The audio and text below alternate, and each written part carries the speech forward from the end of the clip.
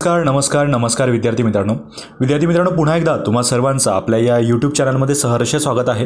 मित्रांनो, आजच्या या लेक्चरमध्ये म्हणजे या 10 का दमच्या या लेक्चरमध्ये आपण जीके जीएस रिलेटेड कला आणि संस्कृती याच्या रिलेटेड काही MCQ जे आहे ते बघणार आहोत। त्या MCQच्या माध्यमातून तुम्हाला उत्तरेही माहिती पडतील आणि तुम्हाला त्याची योग्य माहिती जी आहे म्हणजे त्याच्या मागची जी थेअरी आहे ना हे सुद्धा मी सांगूनच देईल। ठीक आहे, सोबतच आपण काही इमेजेस सुद्धा दाखवूया म्हणजे जेणेकरून तुम्हाला ते प्रश्न कायमचे लक्षातही राहतील। ठीक आहे, कारण की आपला माइंड इमेज फॉर्मॅटमध्ये विचार करतो, त्यामुळे ते गोष्टी ज्या आहेत लक्षात ठेवण्यासाठी इमेजही दाखवलेलं आहे। ठीक आहे, तर ठीक आहे मित्रांनो, मग जास्त वेळ न गमवता, कारण की अधिकाऱ्याचा वेळ असतो महत्त्वाचा, त्यामुळे जास्त वेळ न गमवता आणि तुमच्या जीके मध्ये थोडा भर देण्यासाठी आजचं जे आपलं हे सेशन आहे स्टार्ट करूया।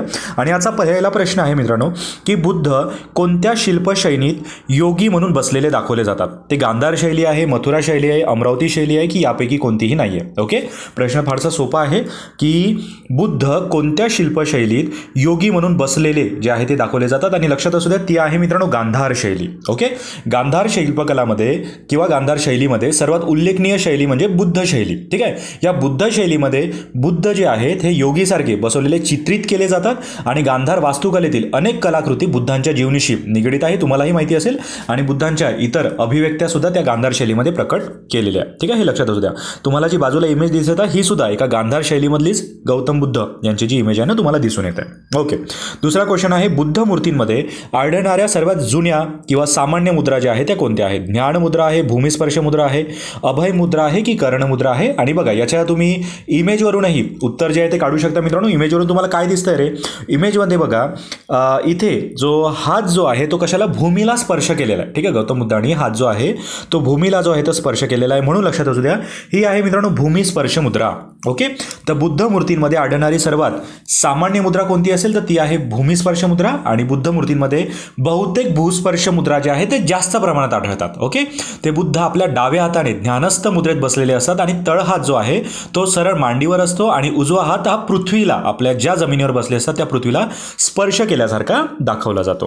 ओके, नेक्स्ट क्वेश्चन आहे मित्रांनो, दिल्ली सल्तनतचा कोणता काळ स्थापत्यशास्त्रासाठी संकटाचा काळ जो आहे तो मानला जातो? ओके, असा कोणाचा काळ होता जो स्थापत्य कलेसाठी, स्थापत्यशास्त्रांसाठी संकटाचा काळ जो आहे तो मानला जातो?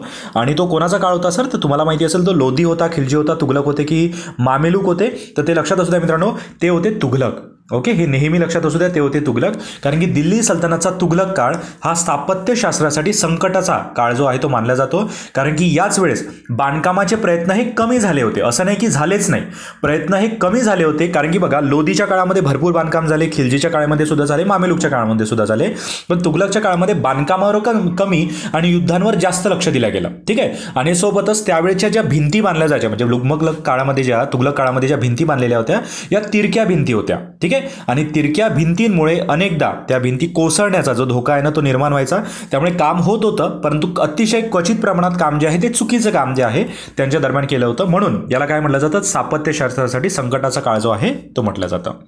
ओके, नंतरचा क्वेश्चन आहे आदिलशहाच्या आश्रयाखाली कोणत्या प्रांतीय वास्तुकला विकसित झालेली होती? बंगाल शैली, जौनपूर शैली, माळवा शैली की विजापूर शैली?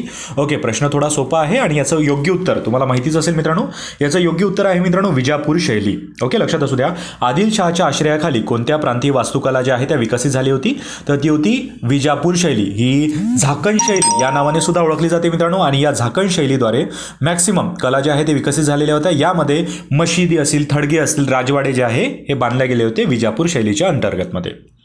ओके, नेक्स्ट क्वेश्चन आहे सलीम चिश्ती यांची कबर भारतातील वास्तुकलेच्या उत्कृष्ट उदाहरणापैकी एक आहे, ती कोणाची आहे? खिलजी, तुघलक, मुघलक की शार्की? ओके, प्रश्न फारसा सोपा आहे की सलीम चिश्ती यांची कबर भारतातील वास्तुकलेच्या उत्कृष्ट उदाहरणापैकी एक आहे, तर ती कोणाची आहे?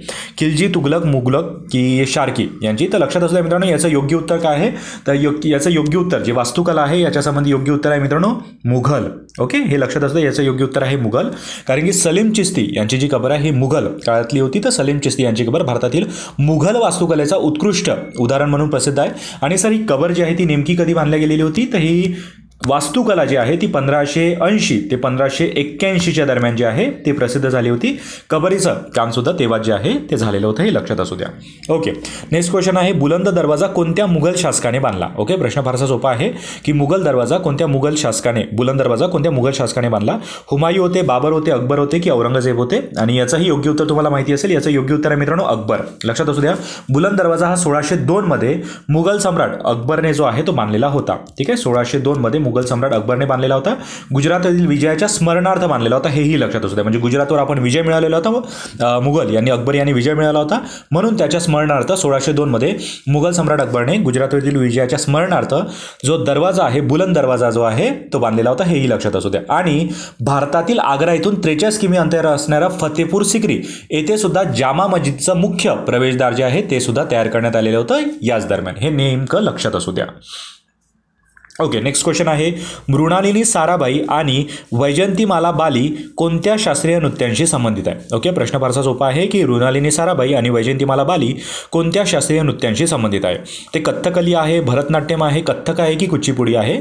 आणि याचं योग्य उत्तर मित्रांनो तुम्हाला माहिती असेल, या भरतनाट्यम या डान्स कलेशी जे आहे त्या संबंधित आहे भरतनाट्यम. ठीक आहे, तर मृणालिनी साराभाई ज्या तुम्हाला पंडित जवाहरलाल नेहरू यांच्यासोबत दिसत आहेत आणि वैजंतीमाला बाली ज्या आहे कोणत्या शास्त्रीय नृत्यांशी, तर भरतनाट्यम या शास्त्रीय नृत्यांशी त्या संबंधित आहे. आणि भरतनाट्यमचे प्रमुख कलाकार म्हणून लीला सॅमसम असेल, मालविका सरकार असेल, यामिनी कृष्णमूर्ती असेल, पद्मा सुब्रमण्यम असेल, यांचं सुद्धा नाव यामध्ये घेतलं जातं. ओके, नंतरचा क्वेश्चन आहे, पंजाबमधील कोणते लोकनृत्य हे स्त्रिया सादर करतात? ओके, मॅक्सिमम पंजाबमध्ये लोकनृत्य हे पुरुष सादर करतात, पण असं कोणतं लोकनृत्य आहे जे एकमेव लोकनृत्य स्त्रिया सादर करतात? तर त्याचं योग्य उत्तर जर मित्रांनो तुम्हाला माहितीच असेल, गिड्डा आहे, भांगडा आहे, धामण आहे की भांडा आहे? तर याचं योग्य उत्तर आहे मित्रांनो गिड्डा. लक्षात असू द्या, बघा तुम्हाला बाजूच्या इमेजमध्ये दिसत असेल. तर भांगडाबद्दल तुम्हाला माहिती असेल की भांगडा हे लोकनृत्य प्रामुख्याने पुरुषांद्वारे जे आहे ते केलं जातं आणि पंजाबमध्ये सण असेल, उत्सव असेल तेव्हाच हे जे भांगडा जे आहे ते केलं जातं. आणि गिड्डा ॲक्च्युली पंजाबमध्ये आणखी एक लोकनृत्य प्रसिद्ध आहे ज्याचं नाव गिड्डा आहे. आणि नृत्य परंपरेत पंजाबी कपडे परिधान केलेल्या महिला ज्या आहेत त्या वेगवेगळ्या फॉर्मॅटमध्ये डान्स जे आहे ते करतात. तर हे एक लोकनृत्य आहे, लोकांसमोर सादर केलं जातं, पंजाबमधील जे महिलांद्वारे जे आहे ते सादर केल्या जातं. ओके, मानद ही कोणत्या राज्यातील लोकसंगीत कला आहे? ठीक आहे, ती हरियाणा राज्यातील आहे, राजस्थानमधील आहे, पंजाबमधील आहे की गुजरातमधील आहे? ओके, प्रश्न फारसा सोपा आहे की मानद ही कोणत्या राज्यातील लोकसंगीत कला आहे? बघा तुम्हाला बाजूच्या इमेजवरूनही किंवा मूवीजमध्ये कधी तुम्ही अशी इमेज जर बघितली असेल त्यावरूनही तुम्ही ओळखू शकता की राजस्थान या राज्यातील लोकसंगीत ही कला आहे. ठीक आहे, लक्षात असू द्या, मांड हे राजस्थानचे लोकसंगीत कला आहे, त्याला मानद असं सुद्धा म्हटलं जातं. आणि राजपूत शासकाच्या शाही दरबारात त्याचा विकास जो आहे तो झालेला होता. आणि याच दरम्यान ठुमरी असेल, गझल असेल, ठीक आहे, हे या मानद किंवा मांड जे आहे ना याच्या अगदी जवळची जी आहे ती मानल्या जाते, हे लक्षात असू द्या. ठीक आहे. ओके, नंतरचा क्वेश्चन आहे, आला हे भारतातील कोणत्या राज्याशी संबंधित लोकसंगीत आहे? ठीक आहे, आला हे भारतातील कोणत्या राज्याशी संबंधित लोकसंगीत आहे? असा सिंपल प्रश्न आहे. आणि तुमचे ऑप्शन आहेत महाराष्ट्र, पश्चिम बंगाल, उत्तराखंड की मध्य प्रदेश? आणि याचं योग्य उत्तर आहे मित्रांनो मध्य प्रदेश. ओके, लक्षात असू द्या, आला हे भारतातील कोणत्या राज्याशी संबंधित आहे? ते हे मध्य प्रदेशशी संबंधित आहे. आणि मध्य प्रदेशमधील लोकसंगीत आहे जे गुंतागुंतीचे जे शब्द असतात, जे शब्द आपल्याला बोलायला थोडे अवघड जातात, परंतु तरीसुद्धा हे शब्द जे आहे हे आलामध्ये जे आहे ते वापरले जातात, हे लक्षात असू द्या. म्हणून याला वीरगीत असं सुद्धा म्हटलं जातं. काय म्हटलं जातं? तर याला वीरगीत असं सुद्धा म्हटलं जातं, कारण की हे गीत जे आहे यामध्ये असणारे शब्द जे कठीण असतात ते शब्द सुद्धा यामध्ये जे आहे ते मोठ्या प्रमाणात जे आहे ते वापरले जातात. म्हणून आला हे भारतातील कोणत्या राज्याशी संबंधित लोकसंगीत आहे? ते मध्य प्रदेशशी संबंधित लोकसंगीत आहे. ओके, तर हे होते मित्रांनो आजचे काही क्वेश्चन्स. तर आजचे काही क्वेश्चन्स किंवा एक जरी क्वेश्चन तुम्हाला वाटला असेल की ठीक आहे सरांनी एक तरी क्वेश्चन महत्त्वाचा घेतलेला आहे, एक जरी क्वेश्चन महत्त्वाचा वाटला असेल तर लाईक शेअर नक्की कराल, मित्रांना सुद्धा रेकमेंड करा, कधी काही स्टेटसही ठेवत चला.